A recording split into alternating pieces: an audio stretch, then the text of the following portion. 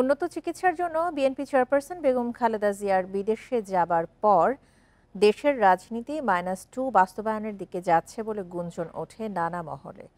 তবে দেশের বর্তমান রাজনৈতিক বাস্তবতায় এটি কোনোভাবেই সম্ভব নয় বলছে বিএনপি।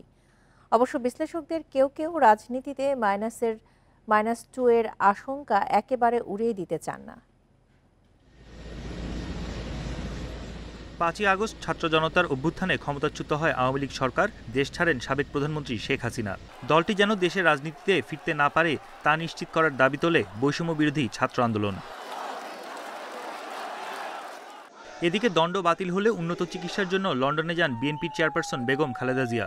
গুঞ্জন ওঠে বাংলাদেশের রাজনীতি কি বহুল আলোচিত -2 বাস্তবায়নের দিকে যাচ্ছে? যে চেষ্টা করা হয়েছিল 1-11-এর সময় তা কি 24-এর রক্তঝরা আন্দোলনের পর কৌশলে কার্যকর হচ্ছে? বিএনপি বলছে গুঞ্জন এবং বাস্তবতা ভিন্ন। কোনো ফর্মুলা বাংলাদেশে বাস্তবায়ন আর সম্ভব নয় বলেই মনে করেন দলটির নীতি নির্ধারণী ফোরামের স্থায়ী কমিটির অনেকেই। -2 কথা যারা বলে এগুলো তাদের অনেকে বলে না উইশফুল থিঙ্কিং, ইংরেজিতে বলে না আশা আর কি। ওই আশা জীবনে পূরণ হবে না। ওইটা এরশাদ পারে নাই, ওইটা 1-11 পারে নাই। আর এখন তো বিএনপি আজকে তার চেয়ে অনেক বেশি শক্তিশালী দল। তবে আশঙ্কা একেবারে উড়িয়ে দিতে চান না রাজনৈতিক বিশ্লেষক মাইনুল হাসান খান।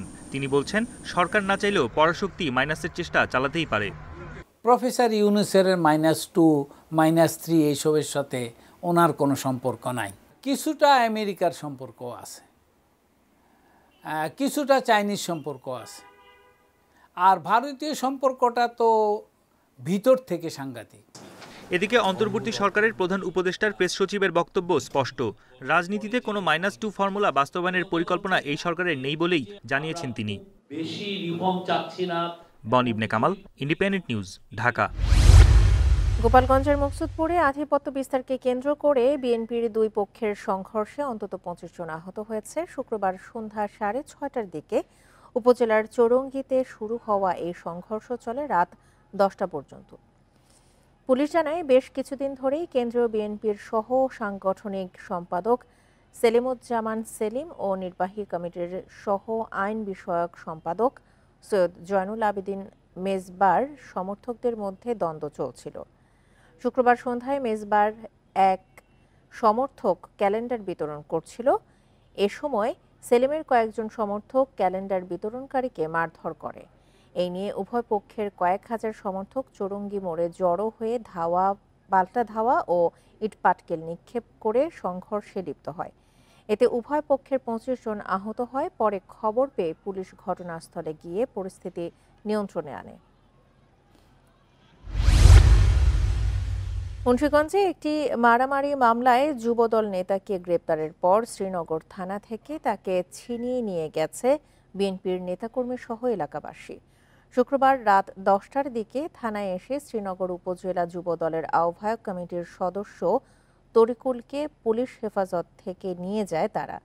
পুলিশ জানায় একটি মারামারির মামলার এজাহারভুক্ত আসামি তরিকুলকে শুক্রবার গ্রেপ্তার করে শ্রীনগর থানায় নেওয়া হয়। তার গ্রেপ্তারের খবর পেয়ে অর্ধশতাধিক বিএনপির নেতাকর্মী ও এলাকাবাসী থানায় এসে তাকে ছেড়ে দেওয়ার জন্য বলে। পুলিশ এতে অসম্মতি জানালে হট্টগোল শুরু হয়। এক পর্যায়ে আসামি তরিকুলকে পুলিশের কাছ থেকে তারা ছিনিয়ে নিয়ে যায়। এই ঘটনায় জড়িতদের আইনের আওতায় আনার চেষ্টা চলছে বলে জানান পুলিশ সুপার।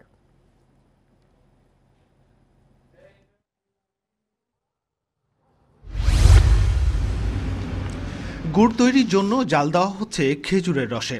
কিছুটা গরম হলেই তাতে মিশিয়ে দেওয়া হচ্ছে ভারত থেকে আনা নিম্নমানের টিনজাত চিনি। ঘনত্ব বাড়াতে দেওয়া হচ্ছে ডালডা আর আটা। দেখতে আকর্ষণীয় করতে ব্যবহার হচ্ছে হাইড্রোজ ও রং। এভাবেই গুড় তৈরি হচ্ছে রাজশাহীর বানেশ্বরে। 150 হাইড্রোজ, ডালডা হলে 150, চুন ফিটকিরি। শুধু বানেশ্বর নয়, পুঠিয়া, দুর্গাপুর, চারঘাট, বাঘা উপজেলার অনেক কৃষিবাড়ি ও আড়তে চলছে এমন ভেজাল গুড় তৈরির কারবার। এতে দেদারে ব্যবহার হচ্ছে গোখাদ্যের নামে আসা ভারতীয় চিনি। প্রশাসনের নাকের ডগায় ভারত থেকে আসা এই ধরনের চিনি থেকে তৈরি হচ্ছে নিম্নমানের গুড়। যদিও প্রশাসন বলছেন এ বিষয়ে তারা কিছুই জানেন না, তবে এখানে এটি অনেকটাই ওপেন সিক্রেটের মতো। নজরদারি না থাকায় ভেজাল গুড় তৈরি বাজারজাত করতে কোনো সমস্যাই হয় না কারিগর ব্যবসায়ীদের। এটা গৃহস্থ নিয়ে যায়, ব্যবসায়িক নিয়ে যেতে পারে। এরকম কি হয় এটা দিয়ে গুড় হয়। ভেজাল গুড় তৈরিতে ব্যবহৃত হাইড্রোস মারাত্মক ক্ষতিকর মানবদেহের জন্য। 10টা গুড়ের নমুনা সংগ্রহ করেছিলাম, সেটাতে আসলে গুড়টা কতটুকু নিরাপদ। তো আমরা যে ব্যাপারটা দেখেছিলাম সেটা হলো যে আমরা তাদের গুড়টা আসলে স্বাস্থ্যসম্মত পাইনি। যে হাইড্রোস সেটা হচ্ছে সবচেয়ে ভয়ঙ্কর, সবচেয়ে ক্ষতিকর। দুইটা আমাদের ভয়, একটা হচ্ছে ক্যান্সার এবং একটা হচ্ছে কিডনির সমস্যা। দুইটাই খুব ভয়ঙ্কর, আপনারা নিশ্চয়ই জানেন। তাহলে জনস্বাস্থ্যের জন্য এটা অত্যন্ত ক্ষতিকর একটা জিনিস। তবে ভেজাল গুড়ের কারবারের বিষয়ে তথ্য নেই কৃষি সম্প্রসারণ অধিদপ্তরের কাছে। কৃষকরা কিন্তু এখনো ওই ম্যাল প্র্যাকটিসটা কৃষক পর্যায়ে নাই। এখন যারা ব্যবসায়ী পর্যায়ে আছে হয়তো বহুল হতে পারে, কৃষক পর্যায়ে কৃষকের কাছ থেকে যে গুড়টা উৎপাদন হচ্ছে সেটি কিন্তু নির্ভেজাল। শীত মৌসুমে রাজশাহীতে খেজুর গুড়ের ব্যবসা হয় অন্তত 150 কোটি টাকার। তবে এখন ভেজালের ভিড়ে আসল চেনাই দায়ী হয়ে পড়েছে। Mustafizur Rahman, independent news, Rajshahi. শরীয়তপুরের জাজিরা থানার ওসি আলমিনের মৃত্যু হত্যা নাকি আত্মহত্যা তা নিয়ে তৈরি হয়েছে ধোঁয়াশা।